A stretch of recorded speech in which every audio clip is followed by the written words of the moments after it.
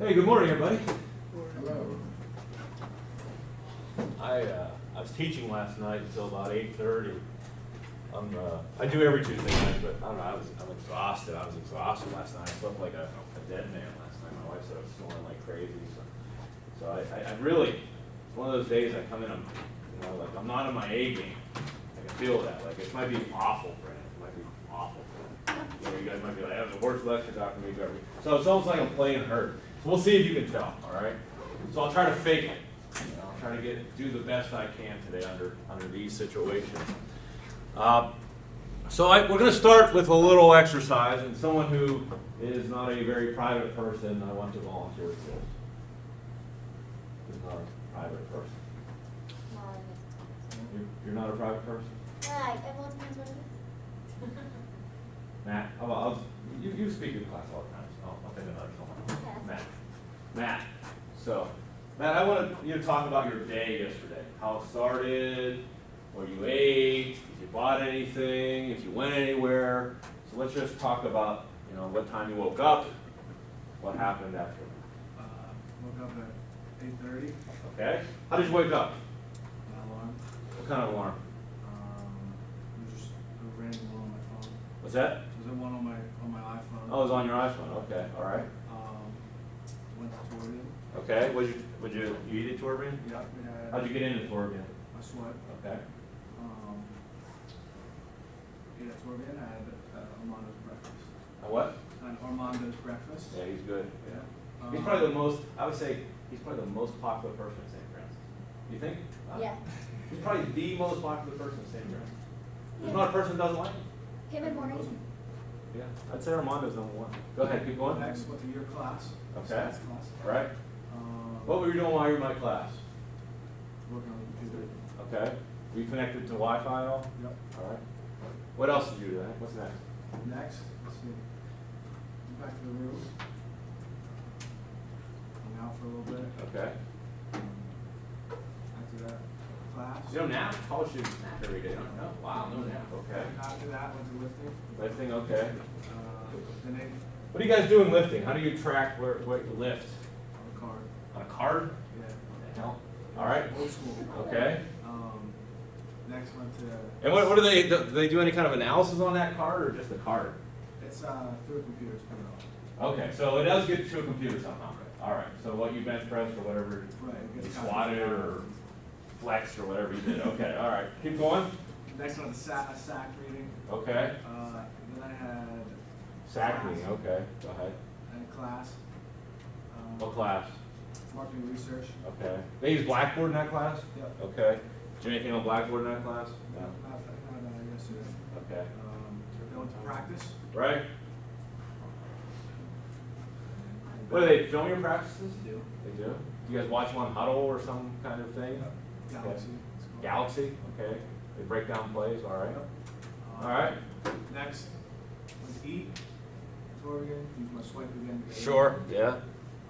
You didn't Um, buy anything yesterday? no. No. Next, went to do some homework, and then went to film at 9. Okay. And All this time, did you have your smartphone in your pocket? yes, What kind of smartphone do you have? iPhone. You have an iPhone, okay.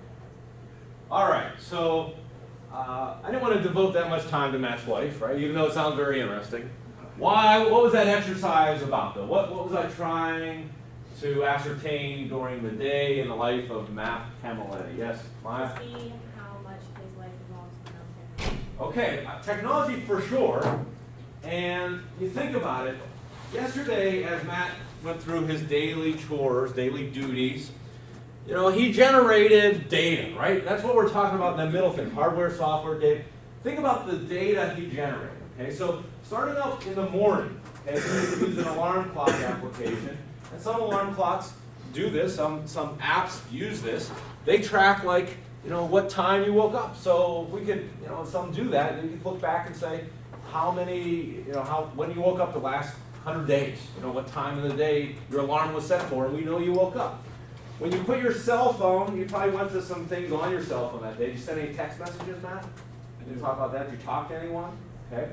Think about it all. All that is trackable data, your accruing data. You send a text, you make a phone call, That's trackable data. Even if you're not even using your cell phone, but it's on, and you're walking around campus, guess what? That activity, it depends what your settings are, but necessarily it's probably being logged, right? And there's some kind of communication going on between your phone and the cell phone tower. You swiped in the Torbian, okay? What happened when you swiped in the Torbian? Okay, they know this is Matt Camilletti came to eat breakfast today, and you have a balance somewhere that says $3,000 or $200, I don't know what it is. So minus $6 or whatever the hell it costs to eat a Torbian, yes? You did that for supper again. Maybe you did an assignment on Blackboard, right?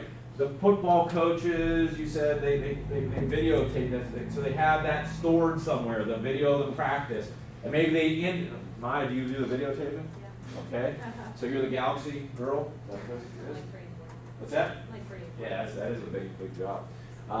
So that was tracked. You said when you lift, it somehow ends up in a computer, right? Maybe you do it on a card as you walk, it ends up in a computer. So all that data that was created in Matt's life, just Matt's life, and there's 2,000 Matts on this campus, right? And there's billions of Matts in this world, right? So think about the amount of data that was generated yesterday. Okay, some data is never captured, right? This is being captured because I'm recording it, but if you have a conversation in the hall, it's not captured. But a lot of your life yesterday was capturable data, was it not? A lot of it. Like we could get a picture of just everything where you were captured. We could pretty much put that piece together. We might miss the nap, well you didn't take a nap, but the time you were hanging out in whatever dorm you're in, we don't have that captured. But we probably know from your cell phone records you were in that dorm, right? But we don't know what was happening at that point. But think about that. Where does all of those things resolve? Where does it reside eventually? All those things reside. You buy something a cart, you buy something Torbian, there's some computer program. Where does all that data that we captured, your movements for the day, where does all that data live eventually? What kind of? It lives in a database, right? It lives in a database.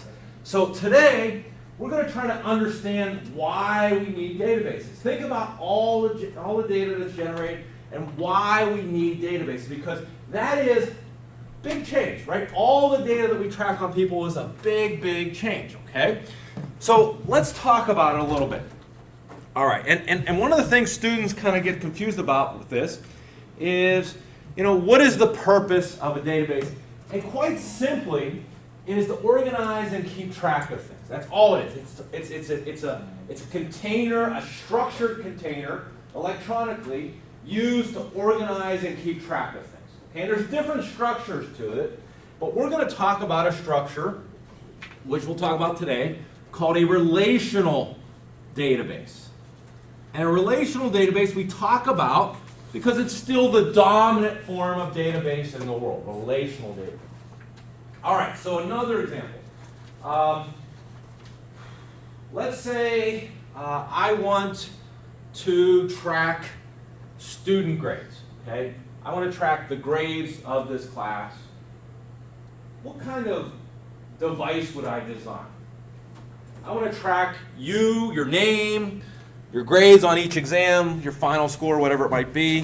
What kind of device might I design? Go ahead. I was going to say, like, use Excel.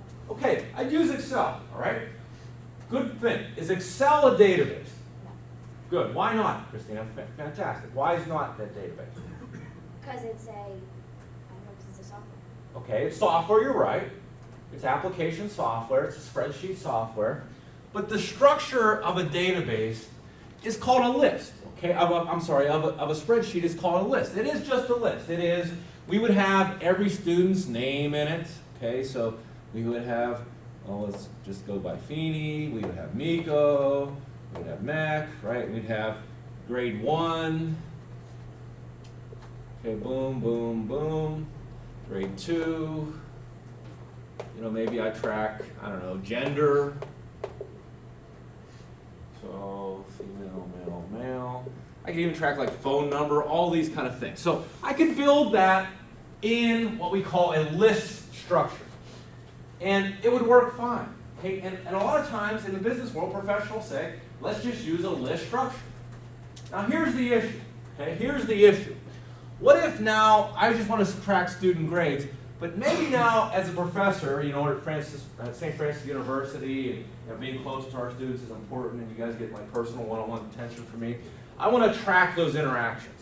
So I want to track, you know, any kind of office visit or any kind of email I get from you. Right? So if Christina emails me 6 times this week, I want to track it. I want to know what she emailed me about, what time it was, blah, blah, blah. If she visits my office, I want to track that. So how might we do that? How might we do that using this spreadsheet? Give me one way I might do that. Give me, if I want to track that, what would I do? Come on, anyone? If I was forcing you to track it, I want to force Christina's emails to me. I want to track Christina's emails to me. You can flag them. I can flag them. I do flag them. Delete. No. What do you mean by flag them? I don't know, you can make them like come up in like a certain folder or something. Okay, but if I want to store like the, I want to track the emails that you sent me. Okay, so let's say I could do that, and I want to track the date, all those things. So think about it, Christina. I could add to this list, right? I could say, all right, email 1.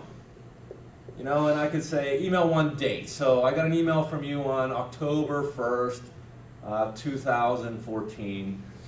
Email 1 subject, and I don't know what it was about, and you know, maybe you sent me 2 emails over the course of the semester, and I could have the date and the subject. Maybe you sent me 3 emails, or 4 emails, or 5 emails, or 10 emails. And what if you sent me 1,000 emails? I'd need 1,000 fields, right? Okay? And maybe Brandon doesn't send me any emails, right? So he doesn't, okay? So he would be all blank over there. What's wrong with that structure? What's wrong with that structure? Go ahead, what's wrong with that structure? It's too big, too broad. Okay, it's too big, it's too broad. What else? What else might be wrong with it? Anything?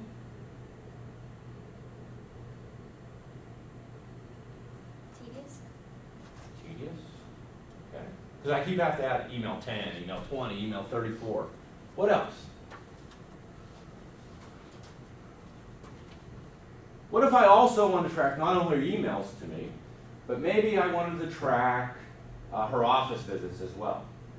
And maybe she's had 10 office visits. So I have office visit 1 date, office visit 2 date, office visit 3 date, office visit 10, and Brandon never comes to my office, so he has nothing.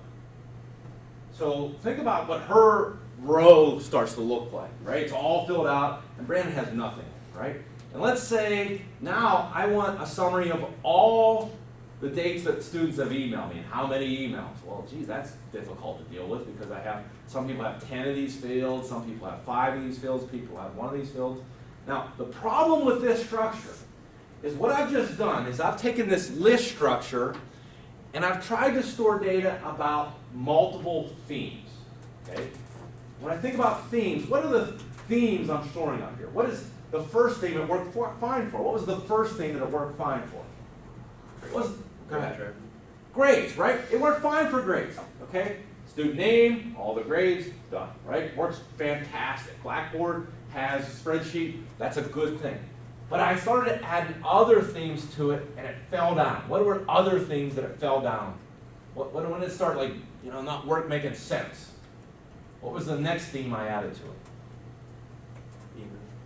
Okay, the email, I wanted to track emails from students. What else did I add to it that made it uglier? Okay, office visits, right? Gender is okay, that's all right, because that still goes with Ms. Feeney, Mr. Miko, and Mr. Mack. That's okay. Okay, that still goes with them.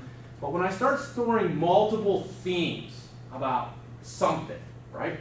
That's when it falls down. That's when the list structure doesn't work anymore. If I have one theme, I can easily store it in a spreadsheet, but if I have multiple themes, that's when I have to use a database. So what might we do? Okay, and this is a relational database. So I'm going to say, hey, this doesn't work. Hey, this doesn't work. So I can't go email 1, email 2, email 3, email 4. Because some people never email me. Some people email me 100 times during the semester. So what might I do with emails? What might I do with emails? I can't store it in this, student grade table. we'll just call it student table, student list. Where might I store it separately? All right, how about this? So I have this deal, and you can see it as a spreadsheet. Well, what if I went down here and I said, I'm going to create a new list or new spreadsheet tab for student email? So I say, I had an email from Miss Feeney on October 1st, 2014. It was about assignment. And then I had another email from Miss Feeney on October 2nd, 2014. It was about class. And then maybe I had another email from Mr. Meck on October 3rd, 2014. It was about class, okay? Which is all good, right? I can now store in this theme all these spreadsheets. I can have all the emails I was ever sent. I can have the person's name, the subject, the date and the subject, whatever the hell else I want to store about that, the time. But now I want to tie that to Miss Feeney, right? I want to have a picture of Miss Feeney. I want to not only know when she came to my office, when she emailed me, but her grades. I want to put it all together. So what can we do with that information to make it one? And remember the term I wrote on the board, relational. What can we do? Put it in a relational database. Okay. And what do you think the key to the relational database is? How do I know this is you, Miss Feeney? How do I know this record belongs to you? How do I know this belongs to Mr. Mack? Okay, so what I can do, and we'll talk about the terms associated with this, is this can be related to this record. So if you change your name, you get married, Miss Feeney, you change your last name, which is, it's a terrible key. We can change it, here, and it'll drive down to here. Or you change, say I have your phone number, you change your phone number. I don't have to store it for every email you send me, right? I change it in one place. And then this one is tied to Mr. Meck. And if I don't have any emails from Miko, well, great. I don't have to store any empty fields for Miko, right? I only store these fields when I get an email or get an office visit. Does that make sense? Okay, that structure that we just derived, okay, there's more terms I'm going to associate with it today, but it is called a relational database. It is the dominant form, dominant database structure that we store information in the world, okay? In the world.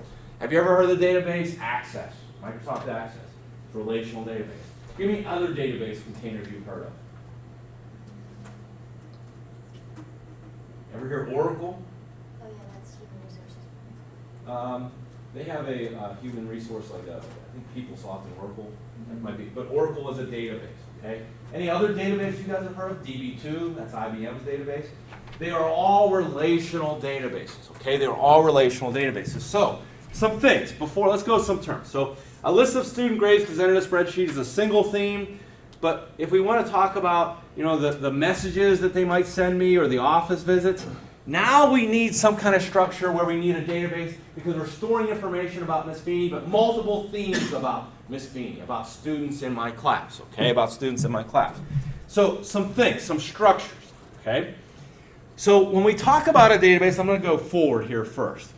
The beautiful thing about data, okay, what does it all come down to at the base element? This doesn't start low enough. What's even lower than this? What's even lower than bytes? Bytes are like characters. So in my name and John, there's 4 characters. In Miko, there's 4 characters. What's even lower than bytes? Bits, right? So we start at the lowest level and we say, okay, 1s and 0s form bytes. Okay, bytes we can think about as characters like B, A, K, E, R. And we group them, there's a hierarchy here. We group them into what are called fields or columns. If we look at this student list, give me one field. Give me a field up there. What's a field or a column? I guess that gives it away. But give me one field or column. Grade 1. Grade 1. Gender is a column, right? Okay. We group those into what we call records or rows. Give me a record or a row up here. Give me a name of a record or row up here. Miko, Feeney, Mac. Their records are rows.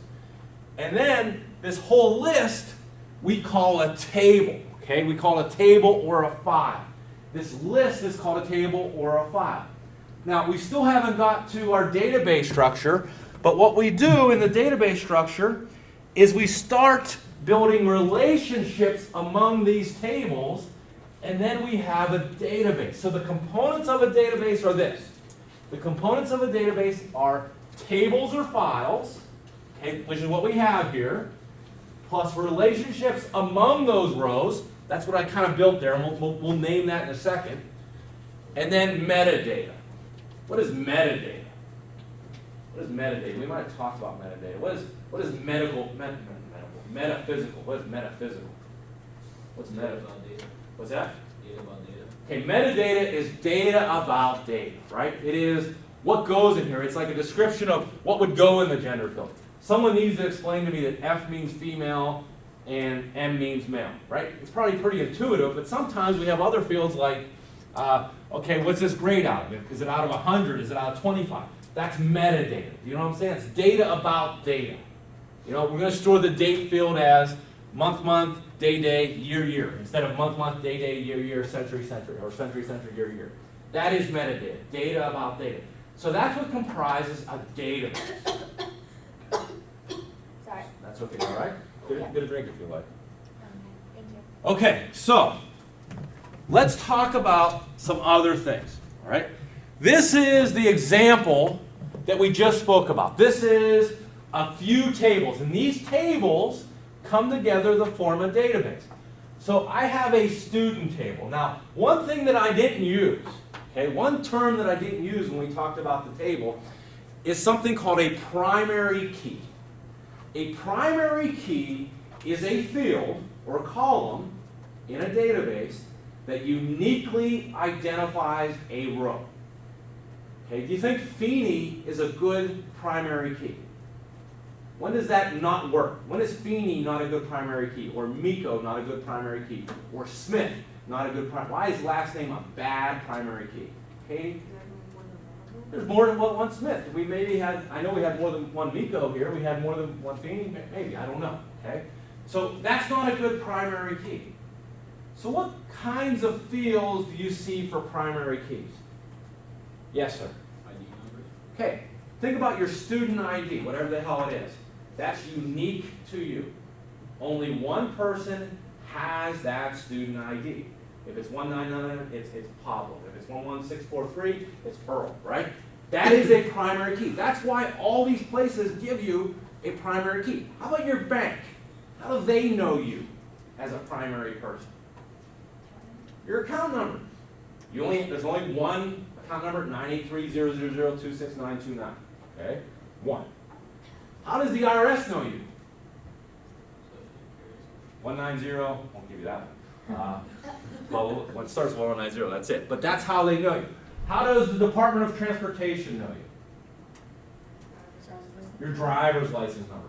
All those numbers, okay, all those numbers, if you think about it, all those are what we call primary keys.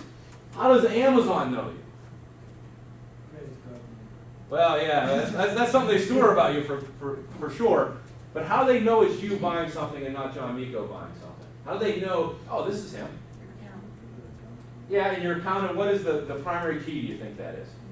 Your user ID, right? User ID is a primary key. So every table in a relational database has to have a primary key. When Mr. Camilletti went to Torbian, there's probably on his swipe, I don't know if it's a student ID or if it's something separate, but there's a unique key that says that was Mac's card being used, right? That's what a primary key is. So let's add to this, well, it's up here. We have all the student names and the fields we store about the students, their homework 1, homework 2, their midterm grade. And we have a student number. And usually it's just that. Usually it's like a random generated number. You didn't say, like when you got your driver's license, yeah, I'd really like the number 11234, that'd be cool or cute, right? They just gave you a damn number, right? And they don't care as long as it's sequential, as long as it's new, right? So that was your primary key. Now, if I get a visit from Andrea Baker, right? Well, or an email from Andrea, Well, this is my first email of the semester, so it gets number 1. That's the primary key of the email table. It came in on February 1st, 2012. The field I store is the message that she left me. And then that I know that's her, instead of putting in here Andrea Baker, her gender, her address, that's all stored here. All I'm going to do is say, hey, let's point to that key. And when I point to that key, because it's unique, it identifies exactly one row in the student table. Now this is called the primary key. When we point to the key of a primary table, what do you think this key is called? I don't know, maybe someone knows that, maybe someone, go ahead. It's called the foreign key, okay? This foreign key points to Andrea. So this was an email from Andrea, this was an email from who? Who is this an email from? Doesn't have the name in there, but I know it was from who? Sweet. That guy, yeah, I'm not going to say that name, but that guy, okay? That's who that was from. Now, if I get an office visit, I have an office visit table. This is visit ID. It's a sequential number. Here's the day. Here's what happened. Who was this visit from? This visit was from? Sequential? What's that? It's a sequential key, you said? Yeah, mostly that's how keys are. We don't really care about the keys so much. We just care that it's sequential. We just care that it's unique, right? Usually, not even first name and last name is a good key. It isn't, okay? Typically, a good key is just a sequential number or a random generated number that no one else has, okay? User ID, that's why user IDs have to be unique because they're used as primary keys. This was a visit from who? It says Jeffrey is considering an IS major, wanted to talk about career opportunities. How do I know who that's about?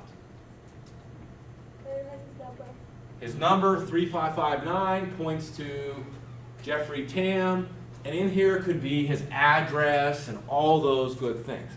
So you think about it. Okay, if I go back a slide, this is what's so beautiful about what humans were able to build. We started out at the basic lowest level of this. We start out with ones and zeros.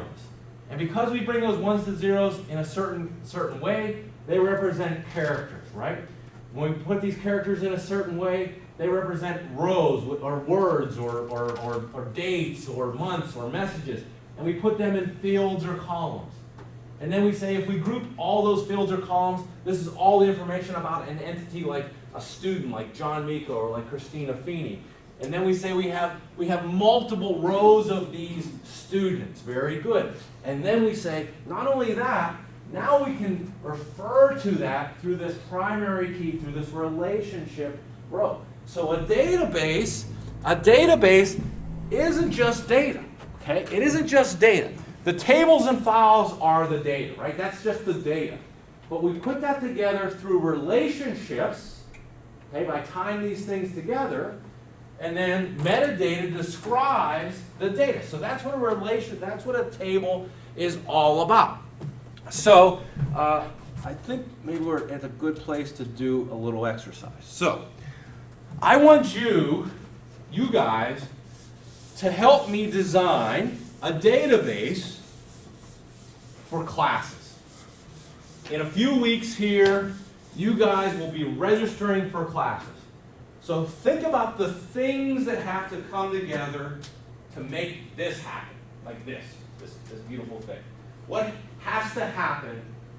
What data comes together that's stored at St. Francis University to make this happen? So I want you to start thinking about themes that are coming together here and now that we have to store and then relate together. What are some themes to make this class or any damn class happen? Maya? Professors. Okay, very good. One thing is we need information about professors or faculty, right? So we would have a faculty table. Very good.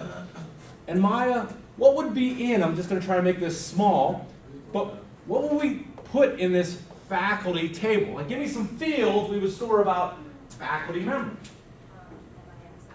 MIS. Okay, what do you mean by MIS? Right? What's that? You can just do different classes, right? Or do you Well, want we're not specific- there yet. I just want information, not about the classes John Miko teaches. I just want information about John Miko, right? This is one theme at one time.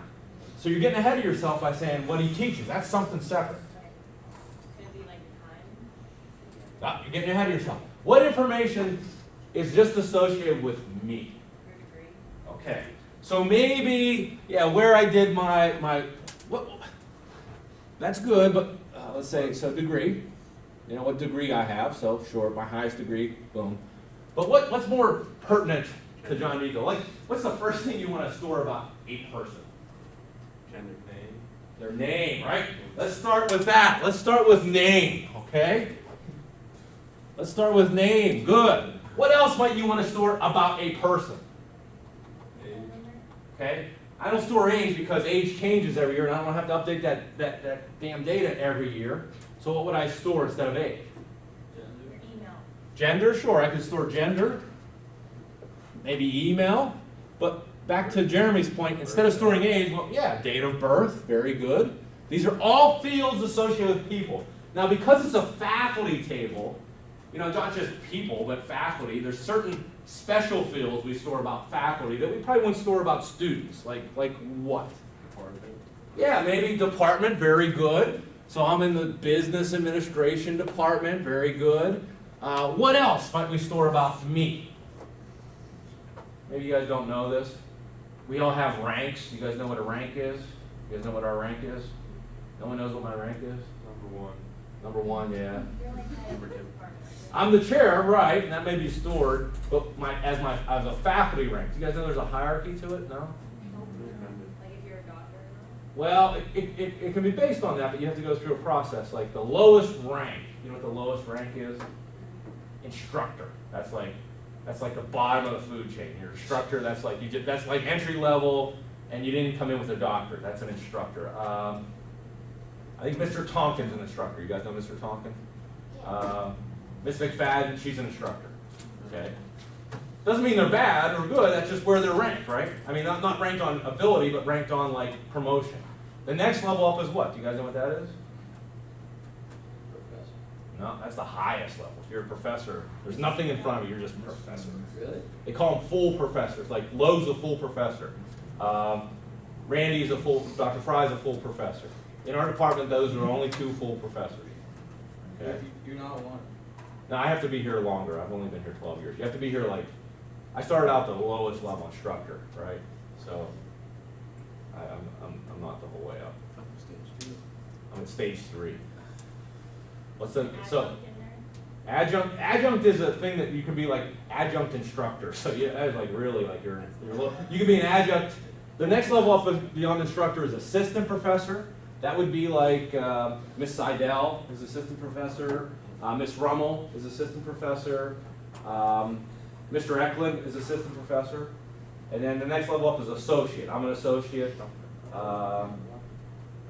Garcia is an associate. And then full professor. Okay, so we would store rank. Okay, maybe also like hire date, discipline, all those things. So all these things that are about me, about a professor, not me, but all professors. And we'd have Logan there. We'd have Fry in there. You know, we'd have the chemistry people in there, we have, you know, the psychology people in there, but all faculty would be in this table. Yes? Yes. Okay. So that's one thing. You're right. Faculty has to come together for this to happen. What else has to come together? Ashley? The courses. Okay. So think about that. We wouldn't put in here like John Miko teaches MIS102, Stat 301, Stat 301. What we would have is basically another table somewhere over here that has, hey, here are the courses that SFU offers, right? What makes a course unique? And this one isn't a sequential number. What makes, like there's a faculty ID, I forgot to say, there's a faculty ID, I don't know what the hell mine is, but I have a primary number, it's my faculty ID. The course code? Very good, like what's the unique course code that we know this is it and only it? What the hell course are you in, Matt? That would be like MIS 101. 102, we're in 102. So we have the course ID. That's the primary key of this. So MIS 102. Give me some others that would be in this table. Management 301. Yeah, Management 301 and you know Management 101 and Accounting 101. You guys get the feeling. Now what will we store specifically about courses? So the ID, what else about a course? Yes? How many students are on it? Okay. Not yet. These are just, like, think about in the course catalog. You know when you go catalog.francis.edu, Maya? Okay, so very good. That would be something we'd store about a course. Like, here are the prereqs for MIS102. I think you have to take Computer Science 101, which you really don't. But anyways, that's good. You're right. That's something we store about a course. What else? Teachers will offer. Okay, not quite yet. Okay, these are just about the course. That's going to come together. You're right. It's going to come together that Miko's teaching MIS 102 at some point. Not quite yet, though. Pablo? What the course is about, like the title? Yeah, remember we have a course description? Like you can go in the, I don't even know what the hell the description is for this, but there's a description of this course. The times and days. You're going a little too far because in the catalog, well, you know, you're right. Actually, in the catalog, you might say like fall and spring. Did you ever see that? Like this one's offered every fall and every spring. So yeah, it does have that. You're right. I know what you're talking about. Okay. How about that? What else about this course? It is how many? It's 3 credits, right? So number of credits. This is a 3-credit course, and Management 225 is 1 credit. So we store everything we need to know about courses. So you're right. Faculty come together, courses come together. What else comes together here? What else comes together here? What other theme is coming together here? The most important theme at St. Francis University. Students, right? So we would have, and every student at St. Francis University that's ever been at St. Francis University is in what we call the student table, right? And the key to that student table, the primary key, is what? What's the primary key? Your student ID. And then we would store like name, your address, your email, your enroll date, your major, your gender. You think about it, if you go to My Francis and it says like biographical details, you know, I can look up biographical details on you guys. That says, you know, where your home address is. All that is in the student table, okay? Your picture now, you know, everyone's picture is stored. That's data, right? Your picture is stored. I have that data, okay? So students, student ID is the primary key. So I'm going to circle, I wish I had another color, but I don't. I'm going to circle the primary keys for these things. What else has to come together? So we got me, we got you, we got the course I'm teaching. What else has to come together here? Right? Very good. So we have, I think, 40 classrooms at St. Francis University. So every classroom exists in here, and the registrar updates this table. What do you think the unique key of a classroom is? Room number? Very good. And not just room number, because 201 is not enough. Building. Building, room number come together. So the building, room number combination, building and room number, because there can only be one SCOTUS, what are we in, 104 or 105? There can only be one of those, right? And what do you think we store about the classrooms? What do you think we store about the classrooms? Yes, sir. Number of seats. Okay, capacity, very good. What else do you think we store about it? And the registrar updates this table. What else do you think they store about it? What are other attributes of classrooms we want to know? Okay, very good. We used to not, now all of our rooms have this technology, but at one point not all of them did. They used to track, is it a smart room? Like doesn't have, but they still track, like some don't have a document camera, so that's a field. Like document camera, yes or no, because some faculty member use those heavily, they want a document camera. Is it handicap accessible? Like 3rd floor swab, you ever make that hike? Every day, your heart's beating, you're like, holy cow, now I gotta go teach, you know? And I got Miss McFadden up there. She's like 7 months pregnant. She's climbing out. I'm gonna have to move her, I think. Yeah, it's pretty bad. Yeah. I never teach there because I'm the chair, so normally I don't move more than 10 feet to teach my classes. But what else? What else might we store? Oh, okay, you guys get it. What else has to come together? What else has to come? So we have faculty and students and courses and classrooms. What do we call the thing that shows up in the schedule? Because it's not just, maybe not just one speech 103, maybe not just one accounting 101 in the spring. There might be 10 of those. What do we call those? We call them sections, or you ever heard the term offerings? Okay. We're offering 2 sections of Stat 301 this semester. We're offering 2 sections of Stat 302 this semester. So when we put together a schedule, we put together what's called offerings. So this is where it gets good. So this is an offering of what? This, right now, what we're doing right here is an offering of what? MIS102. Okay, so we're going to put in here course. And offering has a unique ID. There's an offer ID. It's just sequential. So this is offering 1. Whoops. I screwed that up. This is the primary key, which is offer ID.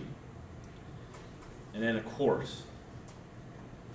So this is offering 1.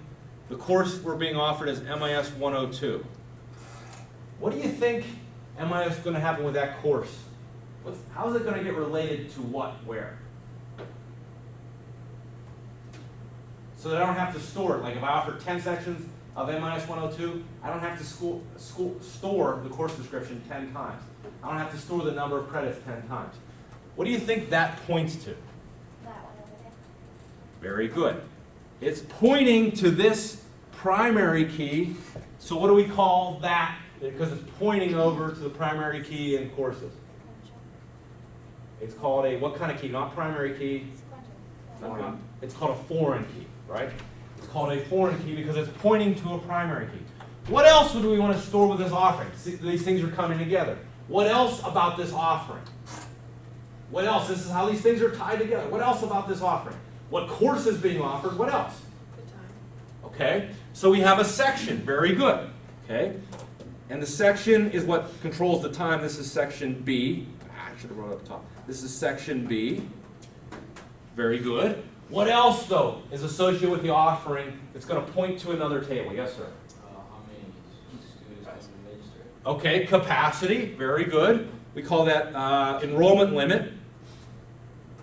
Good. That's going to be stored. What else am I going to point out to from this table, though? What else about this offering? Classroom. Very good. I'm going to have, where the hell is it offered at, right? So I'm going to have classroom up here. And classroom, this is SCOTUS 105. Guess what it's going to point to? SCOTUS 105 up here. This is a foreign key pointing to this primary key. So I only have to store information about SCOTUS 105 one place, and then every class here is just going to, that's offered here is going to point to it. So what else, the most important part of this offering, the reason you chose to take it? Teacher. Me. Faculty, right? So who's the hell's teaching this? So we have faculty ID. So this is Miko. So it's pointing to Miko up here, right? Or faculty ID, 1, 2, 3, 4. Yes? All right. Now we still are missing the most important component, still not tied in here. So we have what? 1, 2, 3, 4, 5 tables. And they're all only about themselves. If we want to make a change to a course description, boom, the course table. We don't have to make it 30 places for 30 offerings. If we want to make a change to my rank, boom, we make it one place. We don't change it everywhere I'm teaching. If we want to make a change to what I'm teaching, we just say, put Miko in this field. Now he's teaching this class. Or we delete Miko from this field. Now he's not teaching this class. The one thing I haven't brought in here is you yet. What do we have? 25 people here. I want you to think about the action that you take when you got in this class. What do we call that action you took when you got in this class? Okay, very good. You registered or enrolled, right? Either or, that's fine. That's an action. Well, I'm going to get rid of this, but we have an enrollment or registration table. So, quite simply, all it does is, let's say, where's the student? So this is, let's say this 111 is Mr. Mack. So 111 is Mr. Mack. Okay, points to that. What did you enroll in, Mr. Mack? MIS. You enrolled in offer 1. Let's say 11112 is Miss Feeney, and she enrolled in this offering, so it would look like that. Maybe you also, it would look like this. This would be 1, I'm sorry, because she enrolled in this offering. Every one of you would have an enrollment record that points to this offering, yes? But you didn't just take one class this semester, did you? Did you? You're not just taking this class, right? So there would also be Mr. Mech, 1111, maybe also enrolled in stats. Maybe that's offering 3. And maybe also 1111 enrolled in, Science 101 and 1111 basket weaving or hand drumming or something like that. So think about that. Think of what and this isn't like some made up thing. This is exactly how these things come together on this campus and every damn campus there is, right? There's faculty table, there's a classroom table, a course table, what the hell is that? An offering table, a student table, and the enrollment ties the student to an offering. The offering is tied to a faculty member. The offering is also tied to a classroom, and it's an offering of a course. All these things form, and it's all stored on a drive somewhere, form what we call the database, right? The database, okay? Very elegant, very easy to use, very easy to design. It happens every semester, okay? What questions might you have on this? Christine, So, go ahead. the faculty one's the primary, right? Primary key? Okay, every table has a primary key, Okay, so okay? those all are primary keys. Yeah, if it's the thing that makes that table unique, it's called a primary key. Like faculty ID is the primary key here. But Christina, when I point to that primary key from another table, it's called the foreign key that points to that primary key. Over here, this is the foreign key that points to that primary key. Does that make sense? Yes, but what's a sequential key? Sequential key is, a lot of times, you know what sequential means? Like a sequential number? Sequential number just means you add on to it. Like, I'm the first one there, so I get sequential number 1. You're the next one there, you get 2. So Okay? it's in the same table, so it's just the next one. Yeah, so a sequential number is, a lot of times these keys don't mean anything. They're just a randomly generated sequential number. Like you happen to be the 8,000 student at St. Francis, so your student ID is 8,000. You happen to be the 8,001st student at St. Francis, so your student ID is 8,001. Gotcha. Like think about your driver's license number. Does it make any sense to you? Mine's like 22064519, okay?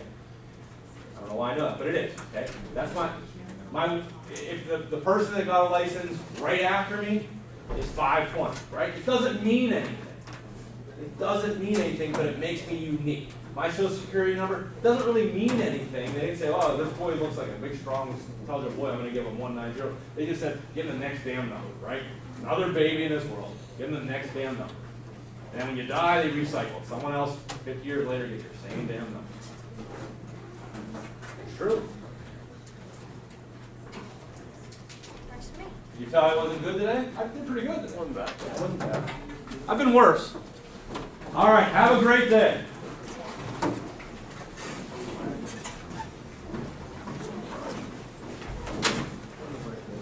I will be here tomorrow. Okay. or Friday. Okay, good luck. Okay. I won't either.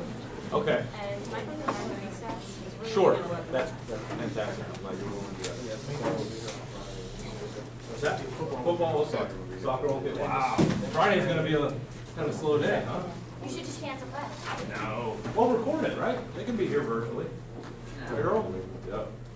Soccer won't be here, Pablo, huh? You'll be official kicker inner on Friday. I found a name for it. Set piece taker. Oh, all right. That's the closest thing that there is. Set piece taker. Yeah. Okay, that makes sense. That's, Taker is an awful term. Set piece is a good adjective, yeah.